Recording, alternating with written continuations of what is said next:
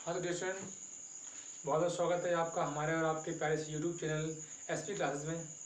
Dear student, इसके पहले हम लोगों ने जो इसके पहले 10th का वीडियो लाया था उसमें आपको मैथ की जो 10th की वीडियो लाई थी उसमें वास्तविक संख्याओं के बारे में आपको बताया जा रहा था। उस वीडियो में मैंने आपको क्लास 9 का जो बेसिक संख्याओं का जो आपका कॉन्सेप्ट था मैंने समझा रखा है आपको। ठीक है, आप सभी इस वीडियो को देखने से पहले उस वीडियो को जरूर देख लें, तभी आपको संख्याओं के बारे में नॉलेज मिल पाएगी और उसके बाद ये वाला वीडियो आपको बहुत अच्छे से समझ में आ पाएगा। ओके गाइस, तो आइए देखते हैं। आज हमें पढ़ना है यूक्लिड विभाजन प्रमेयिका। यूक्लिड विभाजन प्रमेयिका को समझने से पहले आप ये समझिए कि प्रमेयिका क्या होती है। प्रमेयिका वास्तव में एक स्वतः सिद्ध क्या है, प्रमेयिका बोल सकते हैं कि प्रमेयिका को सिद्ध करने की जरूरत नहीं पड़ती है, या एक स्वतः सिद्ध फार्मूला होता है, समझ सकते हो, है ना। स्वतः सिद्ध कथन होता है। ठीक है, क्या होता है? स्वतः सिद्ध एक कथन होता है। ठीक है, तो आपका समझे प्रमेयिका क्या होता है। प्रमेयिका क्या होता है? स्वतः सिद्ध एक कथन होता है। ठीक है, इसको सिद्ध करने की कोई आवश्यकता नहीं पड़ती है। तो डियर स्टूडेंट, आपको ध्यान दीजिएगा, विभाजन प्रमेयिका को पढ़ने से पहले आपको मैं भाग देना सिखाता हूँ। जो आप लोग 55 से लेकर 55 की उम्र तक आज पढ़ रखे हो, है ना, वही मैं आपको क्या पढ़ाता हूँ, भाग देना। देखता हूँ आप भाग दे पाते हो कि नहीं। देखिए मैंने क्या किया, यहाँ पर एक संख्या थी 24 में 7 से भाग दिया तो 7 3 आपका कितना हो जाएगा 21। आपका रिमाइंडर बचेगा कितना 3। यहाँ पर जब मैंने डिवाइड किया, देखिए यहाँ पर तो 7 4 जा 28 हो गया। यहाँ पर कितना बचा आपका 0 बचा, 0 यहाँ पर। क्लियर बात है आपको। अब देखिए, अगर थोड़ा ध्यान दीजिएगा आप लोग, तो अगर मैं जैसे 34 किसमें 34 में मान लीजिए, इधर आपको दिख पा रहा होगा 34 में अगर 7 से मैं डिवाइड करूं तो 7 4 जा 28 होगा। आपका इधर 6 बचेगा, है ना, 6 बचेगा।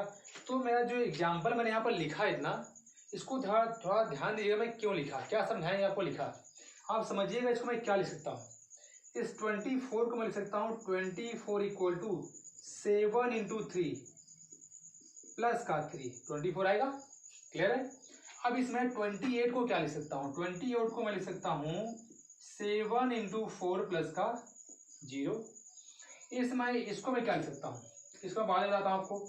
इसको मैं क्या लिख सकता हूँ, ध्यान दीजिएगा। इस वाले टर्म्स को मैं लिख सकता हूँ 34 इक्वल टू 7 इंटू 4 प्लस का 6।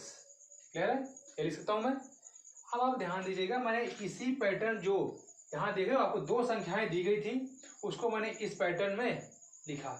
दो संख्याएं दी गई थी 7 और 28, मैंने इसको इस पैटर्न में लिखा।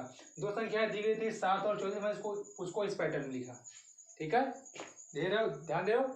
24 को मैंने लिखा 7 इंटू 3 प्लस का 3, यही आगे करने पर देखो। 7 को 28 को लिखा मैंने 7 इंटू 4 प्लस 0। 34 को मैंने लिखा 7 इंटू 4 प्लस 6। यही पैटर्न ही आपका क्या होता है, यूक्लिड विभाजन प्रमेयिका होती है। क्या होता है, यूक्लिड विभाजन प्रमेयिका होती है। जो आप बचपन से पढ़ते आए हो वही आपका है, कुछ अलग से नहीं है। डियर स्टूडेंट्स, आप ध्यान दीजिएगा, ये आपका क्या कहलाता है, इसको बोलते हैं हम भाज्य। आप लगभग क्लास 6 7 से पढ़ते आ रहे हैं। भाज्य होता है, ये आपका होता है भाजक, जिससे भाग दिया जाता है। भाज्य मतलब जिसमें भाग देते हैं आप। ठीक है, और ये आपका होता है भागफल, ये आपका भागफल होता है। और ये क्या होता है आपका शेषफल, है ना। तो यहाँ पर इससे क्या लिख सकते हैं, देखिए आप लोग क्या लिख सकते हैं इसको आप यहाँ पर। ये आपका होता है भाज्य बराबर भाज, क्या होता है आपका भाज्य बराबर भाजक गुणते भागफल प्लस का आपका होता है शेषफल। ध्यान दीजिएगा कि यहाँ पर यूक्लिड विभाजन प्रमेयिका में हम भाज्य को ए से डिनोट करेंगे। किससे, भाज्य को ए से डिनोट करेंगे, भाजक को बी से करेंगे, भागफल को क्यू से करेंगे और शेषफल को आर से करेंगे। ठीक है, हम क्या करेंगे, यूक्लिड विभाजन प्रमेयिका में मैंने आपको बताया कि भाज्य को हम किससे डिनोट करेंगे, ए से, और भाजक को बी से, भागफल को Q से और शेषफल को R से हम यहाँ प्रदर्शित करेंगे। ओके, अब बात आती है यहाँ पर, आपको लिखे रहो, मैं आपको यूक्लिड विभाजन प्रमेय का कथन जो है वो लिख के दिखाता हूँ आपको, ठीक है। ध्यान दीजिए डियर स्टूडेंट्स, क्या है यूक्लिड विभाजन प्रमेय का। आपका क्या है, दो धनात्मक पूर्णांक a और b दिए रहने पर दो अद्वितीय पूर्ण संख्याएं q और r इस प्रकार विद्यमान होती हैं कि a बराबर बी क्यू प्लस आर, जहां पर r greater than equal to 0 and less than b। ठीक है, सबसे पहले हम r के बारे में समझते हैं। r मतलब कि रिमाइंडर, शेषफल जो बचा उसके बारे में समझते हैं। तो डियर स्टूडेंट यहाँ पर ध्यान दीजिएगा, यहाँ पर ये जो आपको यहाँ पर शेषफल कितना बचा, ये बताइए। अगर शेषफल यहाँ पर 7 से बड़ा मिल गया, ये b होता है आपका, 7 से बड़ा मिला, इसका मतलब होता है अभी भाग हमारा और जाएगा, हमें और टाइम भाग लेकर जाना है ना। 7 से बड़ा अगर यहाँ पर संख्या मिली तो इसका मतलब भाग अभी और जा सकता है, भाग हम और ले जा सकते हैं, ठीक है ना। 7 से बड़ी जब भी संख्या मिलेगी इसका मतलब ये हम भाग अभी ले जा सकते हैं यहाँ पर, है ना।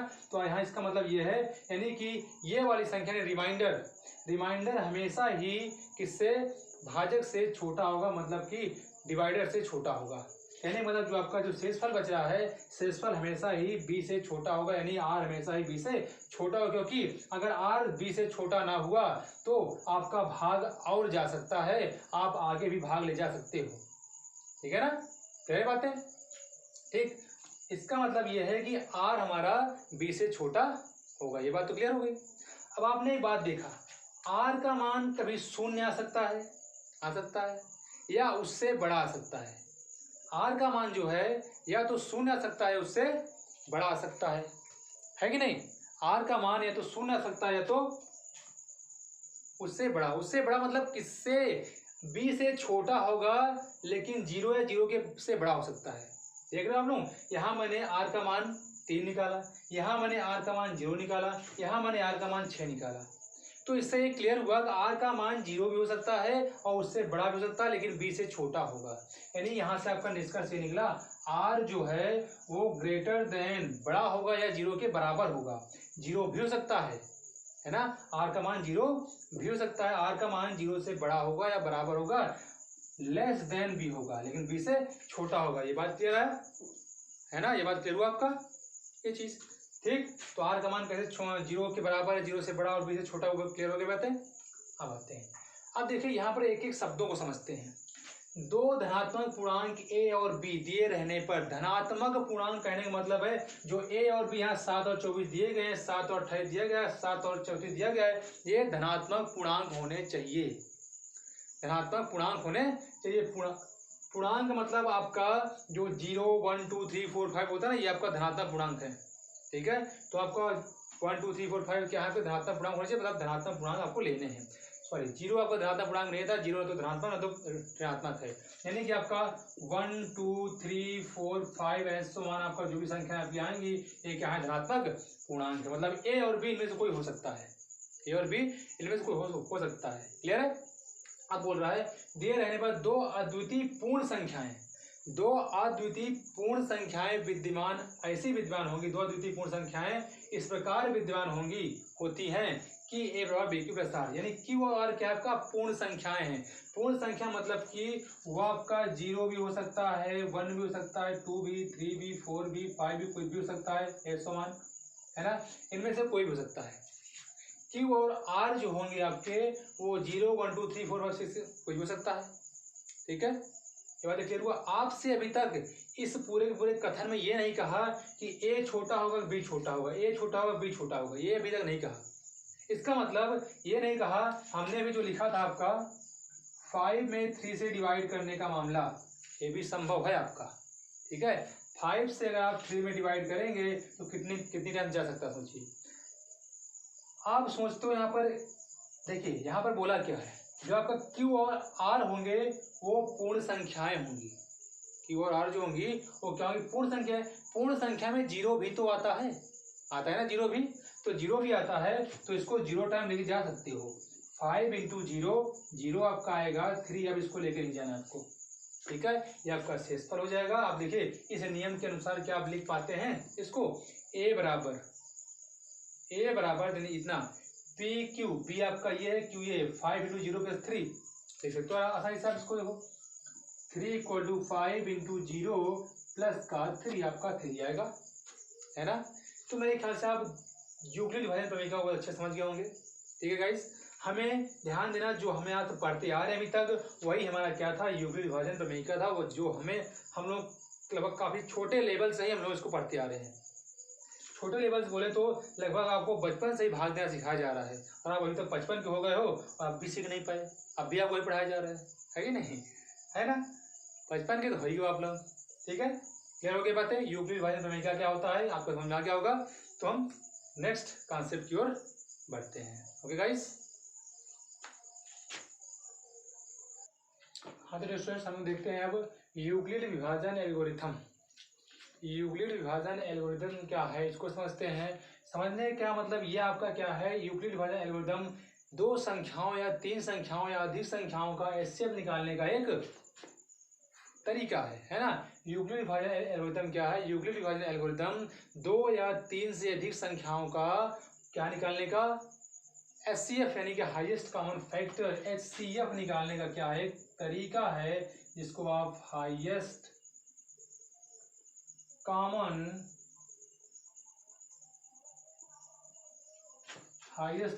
फैक्टर बोलते हैं, है ना, जिसको हिंदी में महत्तम समापवर्तक बोला जाता है। ठीक है, आखिर में हाईएस्ट कॉमन फैक्टर जो आप निकाले, इसके पहले आप लोग एचसीएफ निकालना सीखे हैं। जैसे मैं आपको एग्जांपल देता हूँ, 12 और 18, है ना, 12 और 18 का एचसीएफ आप आसानी से निकाल लेते हो। कैसे, गुणनखंड के द्वारा। गुणनखंड के द्वारा आप कैसे निकालते हो, जैसे इसका गुणनखंड करते हो, देखिए क्या आता है, 12 का जब आप गुणनखंड करते हो तो आपका 2 से कटेगा 6, 2 से डिवाइड होगा 3 आएगा, 3 से डिवाइड होगा 1 आएगा, है ना। आप अगर 18 को डिवाइड करते हो, 18 का फैक्टराइजेशन करते हो तो आपका क्या आएगा, 2 से डिवाइड होगा 9 आएगा, 3 से होगा 3 आएगा, 3 से डिवाइड होगा 1 आएगा, है ना। यानी कि आपका इसका गुणनखंड किया आपने तो 2 इंटू 2 इंटू 3 आया, इसका आपने गुणा किया तो 2 इंटू 3 इंटू 3 आया, है ना। अब इसमें क्या देखते हैं हम, हाईएस्ट कॉमन फैक्टर देखते हैं, उभयनिष्ठ गुणनखंड देखते हैं जो दोनों में उभयनिष्ठ हो। तो देखिए इन दोनों में उभयनिष्ठ आपको कहाँ कहाँ मिल रहा है, देखिए ये मिल रहा है उभयनिष्ठ और ये मिल रहा है उभयनिष्ठ, ये आपको उभयनिष्ठ नहीं मिल रहा है बीच वाला, है ना। तो इनका जो एचसीएफ है, देखिए एचसीएफ को लिखने का तरीका है 12 कामा, इसको पढ़ते हैं एचसीएफ ऑफ 12 एंड 18, है ना। 18 और 12 और 18 का एचसीएफ कितना आ गया, इसमें से 2 उठा के पटकेंगे, इधर से 3 को उठा के पटकेंगे, कितना आपका आ गया 3 2 जा 6, 3 2 जा 6। ठीक है गाइस, अब देखिए ये तो आपका क्या है, गुणनखंड विधि से आपने लगाया, है ना। आपने क्या किया, गुणनखंड विधि से इसको हल किया। तो गुणनखंड विधि से अगर हल ना करें, भाई हल ना करें मतलब यह कि गुणनखंड विधि जब है तो हम इसका प्रयोग क्यों करेंगे। बात ये आई, बात ये फसाब कि जब हम गुणनखंड विधि से आसानी से हल कर ले रहे हैं तो हम इसका प्रयोग क्यों करें। बात ये आती है, जब इसका हम गुणनखंड करके एक हाईएस्ट कॉमन फैक्टर निकाल ले रहे हैं तो आखिर में हम इसका प्रयोग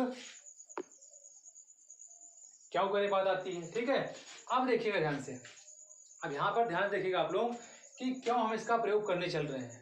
वास्तव में एचसीएफ जो निकालते हैं हम, हाईएस्ट कॉमन फैक्टर जो निकालते हैं, ये छोटे नंबर्स के लिए तो बड़ा आसान पड़ जाता है, कोई दिक्कत नहीं होती है। लेकिन जैसे ही बड़े नंबर्स आते हैं उनका इस विधि से एचसीएफ निकाल पाना थोड़ा दिक्कत होती है, बड़ा ही मुश्किल होता है, बड़ा ही थोड़ा टफ पड़ जाता है, आपका कठिन पड़ जाता है। जैसे मैं आपको बोलूँ 1927 और 1363, इनका मैं अगर आपको गुणनखंड निकालने को बोलूं तो आपका ना तो ये 2 से, न 4 से, न 5 से, न 6 से, न 10 से, न 20 से, न 30 से, न 40 से, 21 से नहीं कटेगा।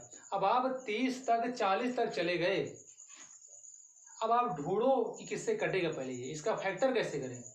वास्तव में ये 41 से कटेगा और 47 से कटेगा, एक 41 और 47 से कटेगा आपका, और ये आपका 29 और 47 से कटेगा।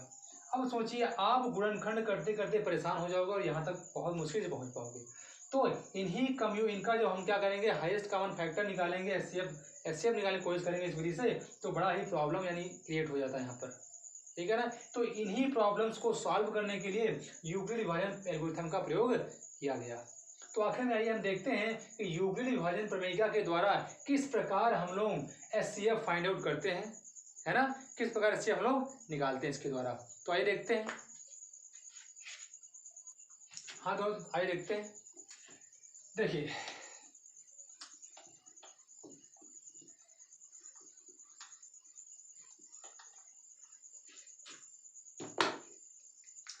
सबसे पहले क्या करते हैं, इस 12 और 18 तो छोटा पड़ जाएगा, 12 और 18 ही लेते हैं और उसी का हम क्या करते हैं, इस विधि से क्या करते हैं, एचसीएफ निकालते हैं।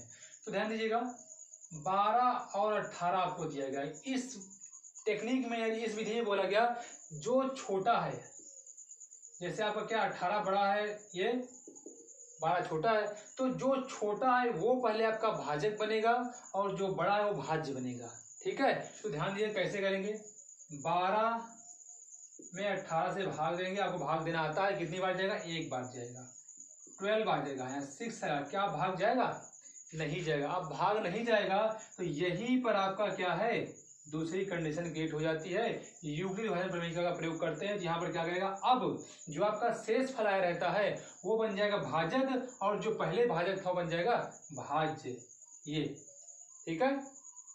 अब जब भाज्य बनेगा तो कितनी बार जाएगा, 6 2 जा 12, आपका यहाँ शून्य आ गया। जिस स्टेप में आपका शून्य आ गया, जिस स्टेप में आपका शून्य आ गया, उस स्टेप का भाजक, उस स्टेप का भाजक जो होता है यानी कि ये, ठीक, उस स्टेप का जो भाजक होता है वही एचसीएफ होता है उन दोनों राशियों का।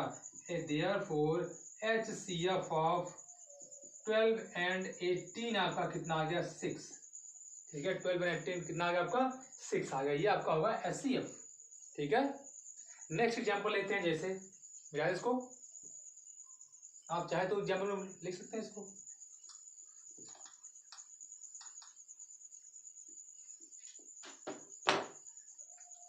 अब जैसे देखिए मैं लेता हूं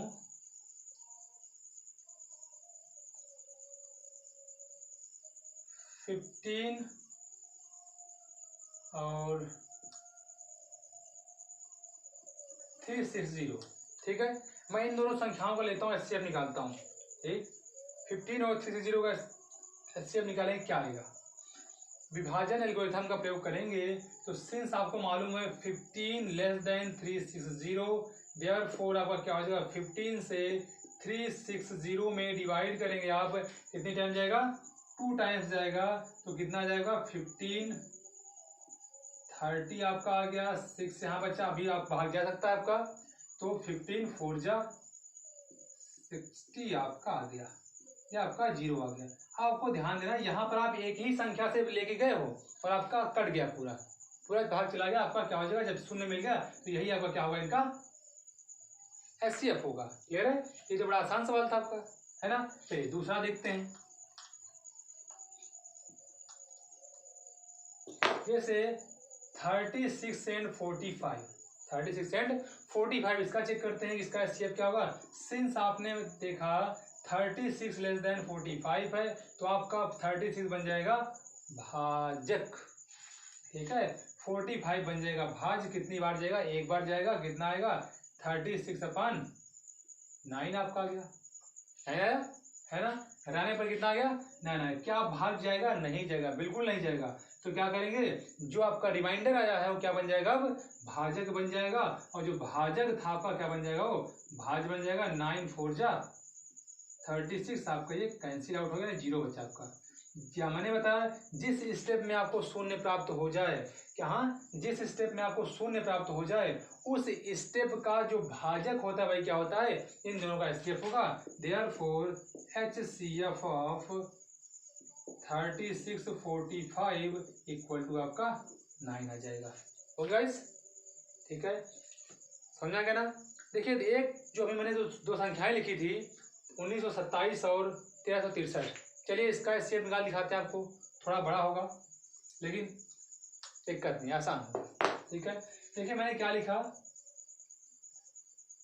1927 और 1363 का ऐसे आपको निकालना है। सिंस आप जानते हो क्या लिखा, 1363 लेस देन 1927, तो आपका भाजक कौन बनेगा, भाज्य कौन बनेगा, आपका भाजक बनेगा 1363 और आपका भाजक बनेगा 1927।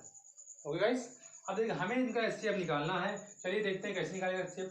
1363 मतलब कितनी बार जाएगा, एक बार जाएगा, देखिए आपको एक बार जाएगा। 63 आपका इधर 4 बचेगा, 12 में 6 बचेगा, 8 में आपका 5 बचेगा, है ना, ये आपका बचा। अब देखिए क्या ये ज्यादा है, नहीं बिल्कुल कम है ये, तो भाग नहीं जाएगा, तो क्या करेंगे, इसको बनाएंगे भाजक, इसको बन जाएगा भाज्य 1363।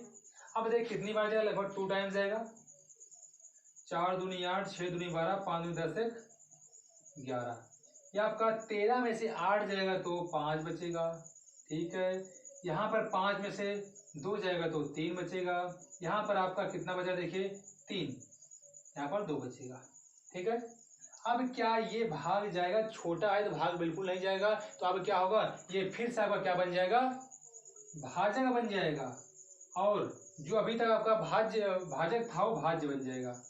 5 6 4 कितनी टाइम जाएगा, 2 टाइम जा सकता है, 0 7 4। ठीक है, यानी कि इतना आ गया, घटाएंगे 4 बचा यहाँ पर, 16 में 7 जाएगा तो 9 बचेगा आपका। ठीक है, इधर आपको कुछ नहीं बचा।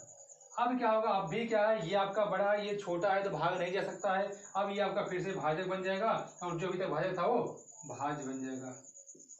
ठीक, अब देखिए कितनी बार जाता है, 2 बार जाएगा, देखिए 2 बार जाएगा, तो यहाँ 8 9 9 दूनी 18। ठीक है, इधर 15 में आपका 8 गया तो 7 बचा, इधर आपका 12 में से 8 गया तो 4 बचा, 47 आ गया। अब आपका क्या है 47, ध्यान दीजिए 47 ही 94 से कम है, तो भाग तो जाएगा नहीं, तो ध्यान दीजिए यहाँ पे क्या होगा, फिर से ये भाजक बन जाएगा, और जो भाजक था वो भाज्य बन जाएगा। 94 कितनी बार, 2 टाइम्स जाएगा, आपका 94 आ गया, यहाँ 0 मिल गया आपको। अब मैंने आपको बताया जिस स्टेप में आपको क्या मिल जाए, शून्य मिल जाए, उस स्टेप का जो भाजक होता है क्या होता है, वो आपका एचसीएफ होता है। देयरफॉर HCF of 1363 एंड 1927 आपका कितना हो जाएगा, 47। 47। अब बताइए, अगर आप इन दोनों संख्याओं का गुणनखंड के द्वारा आप HCF निकालते तो कितना, गुणनखंड करते 1927 का, वो आपको ढूंढने में बड़ी दिक्कत होती, पहली बात तो किसका गुणनखंड है, बड़ा दिक्कत होता, 41 और 47 से आपको करता है। ठीक है, वैसे ही 1363 आपका 29 और 47 से करता है, तब जब यहाँ ढूंढते तब जाके यहाँ मिलाते, कि आपका 47 कॉमन है, उभयनिष्ठ गुणनखंड है, यही आपका क्या होगा, HCF होगा, है ना। इस प्रॉब्लम को जो आपका बड़े ही कठिनता से आपको मिलता है, इस प्रॉब्लम को दूर करने के लिए हम विभाजन एल्गोरिथम का प्रयोग करते हैं, यूक्लिड विभाजन का प्रयोग किया जाता है। ओके डियर स्टूडेंट्स, मेरे ख्याल से आपको यूक्लिड विभाजन प्रमेय से HCF निकालना आपको समझ में आ गया होगा, है ना। तो आपके एक्सरसाइज की ओर हम लोग बढ़ते हैं, देखते हैं कैसी सवालें हैं, किस प्रकार से HCF निकालने के सवालें को दी जाएंगे वहां पर। ओके गाइस, आइए एक्सरसाइज पे बढ़ते हैं आपके। हाँ बच्चों ध्यान दीजिएगा, आपका प्रश्नावली 1.1 एनसीईआरटी की पहली प्रश्नावली 1.1 वास्तविक संख्या का पहला सवाल, यानी क्वेश्चन नंबर फर्स्ट का फर्स्ट आपका है, बोल रहा है विभाजन एल्गोरिथम का प्रयोग करके निम्न का HCF ज्ञात कीजिए। तो चलिए देखिए इसका HCF कैसे ज्ञात करते हैं। सिंस आपको 135 क्या दिया, लेस देन 225 है ऐसा, तो क्या करेंगे हम, कौन सा भाज्य बने, कौन सा भाजक बनेगा, आपका ये भाजक बनेगा, ये भाज्य बनेगा। देयरफॉर यूक्लिड विभाजन प्रमेयिका से, सॉरी यूक्लिड विभाजन एल्गोरिथम, यूक्लिड विभाजन एल्गोरिथम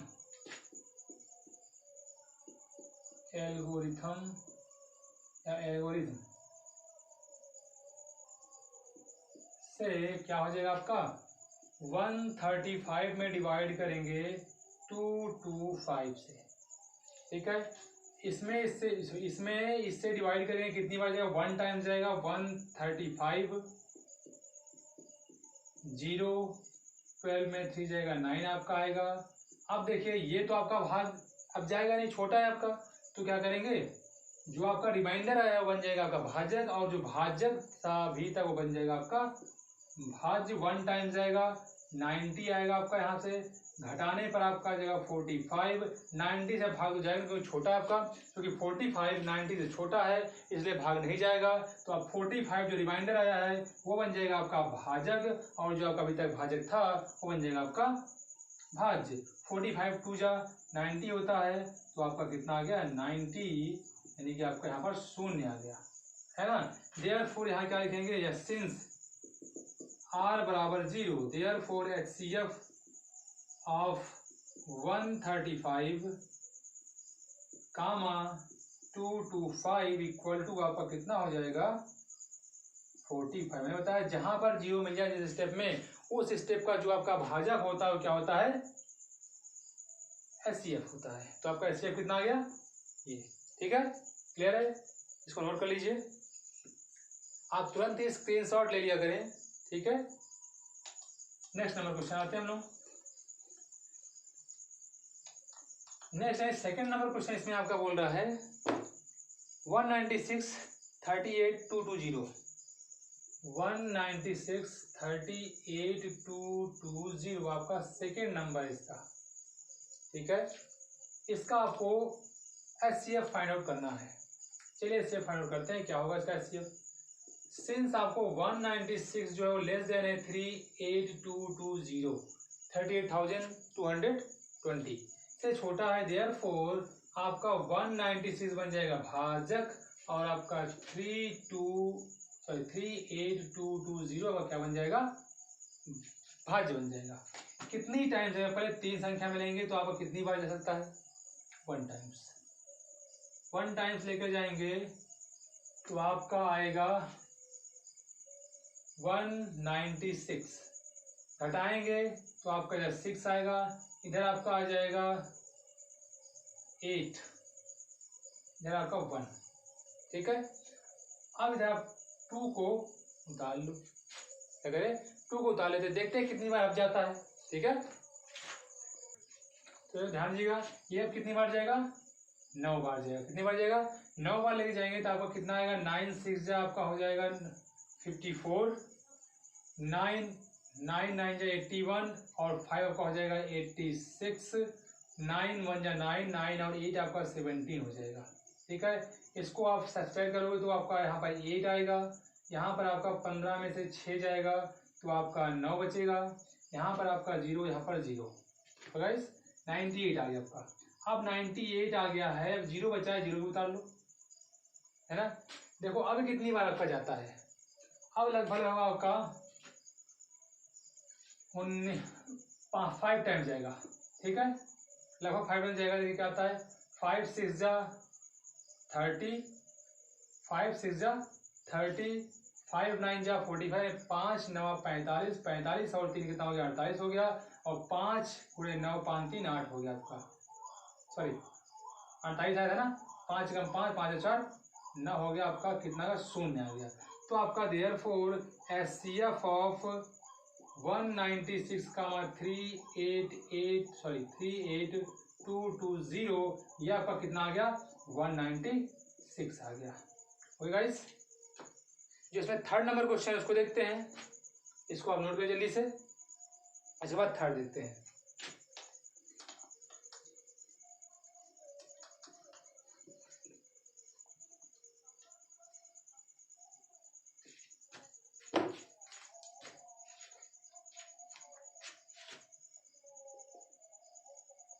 थर्ड नंबर क्वेश्चन से बोल रहा है 867255, 867 और 255 इनका आपका HCF फाइंड आउट करना है, ठीक है। चलिए देखिए इसमें कौन सी संख्या बड़ी है कौन सी संख्या छोटी, पहले इसको ध्यान देते हैं। सिंस 867 ग्रेटर देन 255, तो आपका भाजक इसमें कौन होगा? 255। देयरफॉर 255 से भाग देंगे 867। देखिए आपको 3 टाइम्स जा सकता है लगभग, 3 टाइम्स से जाएंगे आपका कितना हो जाएगा?